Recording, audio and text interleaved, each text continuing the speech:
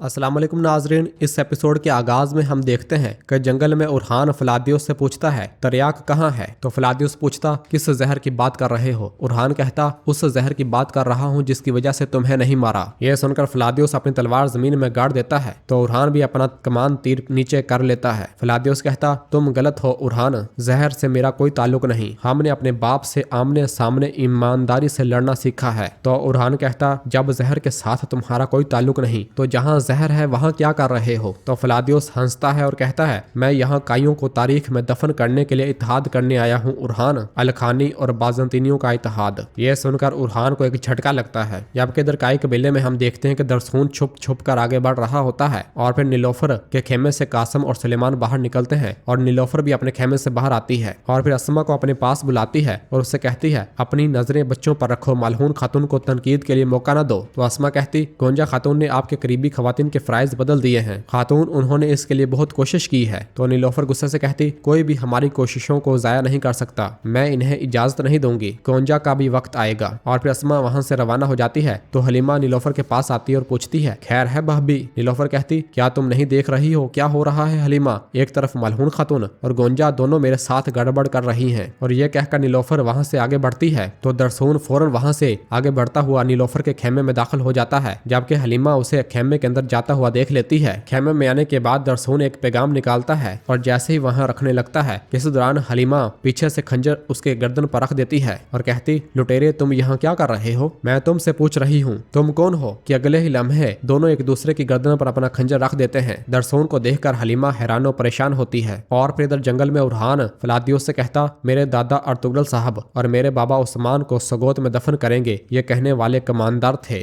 किसी को इनके नाम याद नहीं फलादियोस। तो फलादियोस कहता लेकिन मेरे भाई का नाम, जब तुम्हारा खून मेरी तलवार पर लगेगा तो याद आएगा उरहान। तो उरहान कहता मैंने तुम्हारे भाई को मारा क्योंकि हम जंग में थे, जंग के असूल सब जानते हैं। इस दौरान मंगोल नौकर उस जगह पर हमला कर देते हैं जहां उस्मान साहब के सिपाही छुपे हुए थे और मंगोल नौकर और काई सिपाही एक दूसरे से लड़ने लग जाते हैं। उनकी लड़ाई की आवाज सुनकर उरहान और फलादियोस उनकी जानब देखते हैं और फिर फलादियोस कहता मुझे लगता है कि हम जंग में हैं। और फिर उरहान अपने हाथ से कमान तीर नीचे फेंक देता है और अपनी तलवार निकाल लेता है। जबकि फलादियोस भी अपनी तलवार उठा लेता है और उरहान पर हमलावर होता है और दोनों एक दूसरे से लड़ने लग जाते हैं। जबकि इधर काई कबीले में फातिमा खातून जख्मी यगीत को लेकर कबीले पहुंचती है। दीदार खातून अपने बेटे को देखते हुए पुकारती है मेरा यगीत, मेरा यगीत, मेरा बेटा। फातिमा अलाउद्दीन को बताती है भाई इसका बहुत ज्यादा खून जाया हो गया है, इसे जल्दी से शिफा खाने वाले खेमे में ले जाओ, चलो जल्दी ले जाओ। शाहीन साहब भी गुस्से से कहते हैं चलो जल्दी करो ले जाओ इसे। और फिर सिपाही स्ट्रेचर लेकर आते हैं और जख्मी यगीत को उस स्ट्रेचर पर लेटाकर शिफा वाले खेमे की जानब ले जाते हैं। अलाउद्दीन भी उसके साथ साथ होता है। खेमे में जाते हुए अलाउद्दीन कहता शाहीन शाह साहब आप यहीं इंतजार करें। जबकि दीदार रो रही होती है। शाहीन साहब गुस्से से पूछते मेरे बेटे के साथ ये किसने किया फातिमा खातून। तो फातिमा कहती काफिले पर हमला किया गया, अगर उरहान भाई ना पहुंचते तो हमारी हालत बहुत ज्यादा खराब होती। तो गोंजा कहती उरहान वहाँ क्या कर रहा था। नीलोफर पूछती उरहान कहाँ है फातिमा।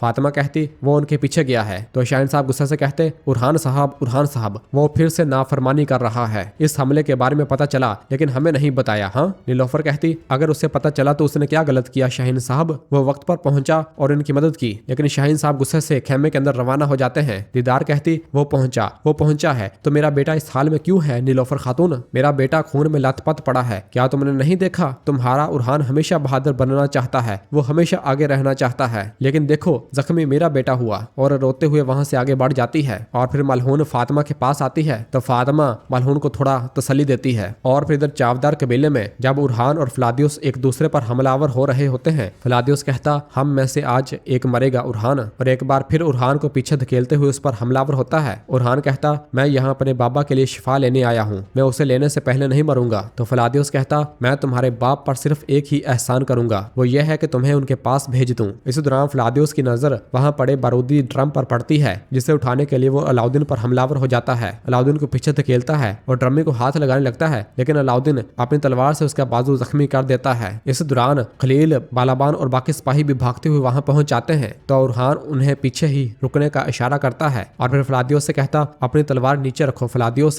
कोशिश करो कि इंतकाम मैदान जंग में लो, मुझे सिर्फ अपने बाबा की शिफा चाहिए। और फिर इस दौरान मंगोल कमांडर भी अपने मंगोल सिपाहियों को लेकर भागता हुआ वहां पहुंच जाता है और उरहान को देखकर कहता उस्मान का कुत्ता हम तुम्हारे पास आने वाले थे लेकिन तुम खुद हमारे पास आ गए। और फिर फ्लादियोस कहता, गैरतमंद आदमी अपनी तलवार को लहू लहान होने से पहले म्यान में वापस नहीं रखता। ये मैदान जंग है और ये तुम्हारी कब्र होगी, हमला करो। ये कहते साथ ही जैसे उरहान पर हमलावर होने लगता है तो उरहान उसे एक जोरदार टांग मारता है और फिर साथ पड़े बारूदी ड्रम को आग के अंदर फेंक देता है और फिर वहां से पीछे की जानब भागता है तो आग लगने से जोरदार धमाका होता है। सब दूर जाकर गिरते हैं और फिर फ्लादियोस भी चकराते हुए उठ खड़ा होता है और फौरन अपने घोड़े पर सवार होता है और वहां से भाग जाता है और कहता, मैं तुम्हें दोबारा ढूंढ लूंगा उरहान। और फिर इसके बाद उरहान साहब उठते हैं और उनकी नजर मंगोल कमांडर पर पड़ती है। खलील और बालाबान आगे बढ़कर उस मंगोल कमांडर को पकड़ते हैं और उसे उठाकर उरहान साहब के पास लेकर आते हैं। और मंगोल कमांडर कहता, छोड़ दो मुझे कहाँ ले जा रहे हो। और वो उसे उरहान साहब के सामने घुटनों के बल लाकर बैठा देते हैं। उरहान कहता, मैं एक बार पूछूंगा, मेरे बाबा की शिफा कहाँ है। तो वो मंगोल कहता, तुम किस बारे में बात कर रहे हो। तो उरहान उसे एक जोरदार टांग मारता है और कहता, मेरे साथ ये खेल मत खेलो वरना मैं तुम्हें इस आग में जला दूंगा। तो वो मंगोल कहता, तैमूरताश मुझे मार देगा, वल्लाह वो मुझे भेड़ियों के सामने डाल देगा। उरहान कहता, क्या तुम्हें लगता है कि मैं तुम्हें जिंदा रहने दूंगा। और अपनी तलवार से जैसे ही उस पर वार करने लगता है तो वो मंगोल कहता, रुको, ठीक है मैं बताऊंगा, ये मत करो। जबकि दरकाई कबीले में हलीमा दरसून से कहती, तुम जासूस थे, तुमने मेरे बाबा को जहर दिया। दरसून कहता, रुक जाओ सरदारजादी, और अपना खंजर पीछे हटाता है और कहता, कौन सा जहर, मैं जासूस नहीं हूँ। तो हलीमा फौरन उसकी टांग पर अपनी टांग मारकर उसके जमीन पर गिरा देती है और उसके सर पर वार करती है। दरसून जमीन पर गिर जाता है और बेहोश हो जाता है। और फिर हलीमा खेमे से बाहर आती है। आइकुत उसके पास आता है और कहता है, फातिमा खातून यगीत को लाई है, वो जख्मी है। हलीमा पूछती, क्या मेरी बहन ठीक है। आइकुत कहता, वो ठीक है, अल्लाह का शुक्र है। और फिर हलीमा कहती है, अंदर आ जाओ। और खेमे का दरवाजा खोलती है और आइकुत को दरसून दिखाती है और बताती है, इसके हाथ पांव बांध दो, इससे पहले कि कोई इसे देख ले, इसे गोदाम में ले जाओ। तो आइकुत कहता, ठीक है। जबकि इधर बाहर मलहून फातिमा खातून को गले लगाती है और कहती, अगर उरहान वक्त पर ना पहुंचता तो क्या होता। फातिमा कहती, तब ना मैं बचती और ना ही यगीत साहब माँ।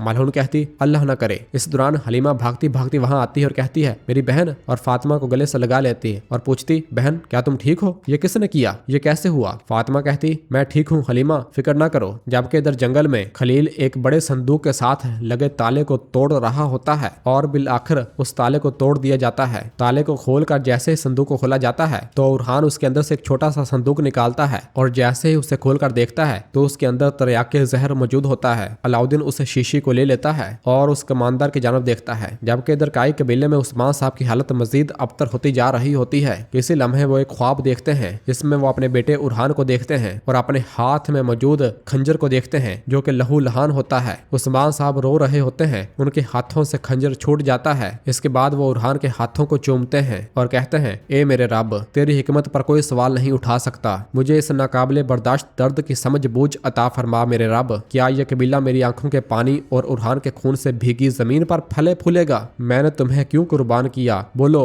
मुझे बताओ मेरे बेटे। खामोश न रहो। और उसके हाथ पांव पकड़कर चूम रहे होते हैं और जारो कतार रो रहे होते हैं और उस्मान साहब नीम बेहोशी की हालत में कह रहे होते हैं, मैंने तुम्हें क्यों कुर्बान किया, बोलो बताओ मेरे बेटा। खामोश न रहो। इस दौरान उस्मान साहब की आंखें खुल जाती हैं, जिसे देखकर मलहून कहती, उस्मान। उस्मान साहब कहते, मलहून। मलहून कहती, बताएं मेरे उस्मान। उस्मान साहब पूछते, हालात कैसे हैं, क्या मेरे बच्चे ठीक हैं। मलहून कहती, वो सब ठीक हैं। उरहान और अलाउद्दीन अपने फराइज सारा अंजाम दे रहे हैं। हलीमा बाजियान के साथ है और फातिमा कबीले वापस आ गई है। सब ठीक है, आप हरगिज फिक्र न करें। आपके बेटे और सरदारान सब मुतहद हैं। जब आप उठेंगे तो वो सब आपके साथ खड़े होंगे। उस्मान साहब कहते, मेरा सुलेमान और मेरा कासम, मेरे प्यारे पोते, उनका क्या हाल है। मलहून कहती, आपके पोते भी ठीक हैं, वो आपकी सेहत के लिए दुआगो हैं। इस दौरान उस्मान साहब की हालत मजीद खराब होना शुरू हो जाती है और वो खांसने लग जाते हैं। तो मलहून अलाउद्दीन अलाउद्दीन पुकारती है। और नाजरीन इसी जगह पर एपिसोड खत्म करते हैं। मिलते हैं बहुत जल्द अगली एपिसोड के साथ। वीडियो को लाइक कर दें और जिन दोस्तों ने अभी तक चैनल सब्सक्राइब नहीं किया वो जल्दी से चैनल सब्सक्राइब कर दें और बेल आइकन यानी घंटी वाले निशान को भी प्रेस कर दें ताकि आने वाले एपिसोड्स आपको आसानी मिल सकें। दुआओं में याद रखें। अल्लाह हाफिज।